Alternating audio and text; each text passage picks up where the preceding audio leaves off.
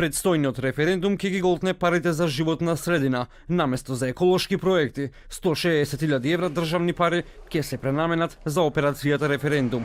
Според екологистите, ова е несериозен чекор на власта. Коалицијата одба за чист воздух остро реагира на маквата одлука и велат недозволиво е владата и надлежното министерство да носат одлуки кои го загрозуваат здравјето на луѓето. Направена е пренамена на средства во две категории, значи по 5 милиони денари од категоријата токму за мониторинг и за инвестиции на животната средина, значи станува збор некаде под прилика за 160, повеќе од 160.000 евра. За сега да го скратите ова министерство од тие средства кои што секој денар им е неопходен, покажува само немање на слух за еден од основните права на граѓаните, правото на здрав живот и чист воздух и едно оглушување, така да кажам, на константните барања и молби на граѓаните овој проблем да се свати сериозно и да му се пристапи во сериозно решавање. Жителите од Железара со денови водат битка за чист воздух на социјалните мрежи. Тие објавија видеа на кои се гледаат облаци теменчат кои висат над населбата.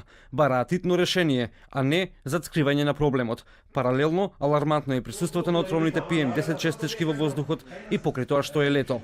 Заменик министерот Јани Макрадули вели дека нема индиции за загадување во скопската населба Железара. Инспектори на терен ќе утврдуваат фактичката состојба. Според Макрадули, парите наменети за референдумската кампања се минорни, кога се во прашање аспирациите на Македонија за членството во НАТО и Европската Унија. Буџетот што го имав незголемено за 2018 година ќе претрпи намалување, но сакам да уверам дека тоа не се од делот кој што е наменет за борбата со аерозагадувањето. Не би сакал да ги вагам работите, бидејќи се е важно, значи битно е и референдумот сите да имаат шанса да граѓани да се изјаснат од аспект на демократија, од аспект на транспарентност и државата треба да овозможи еднаква шанса сите да може да го изјаснат своето мислење.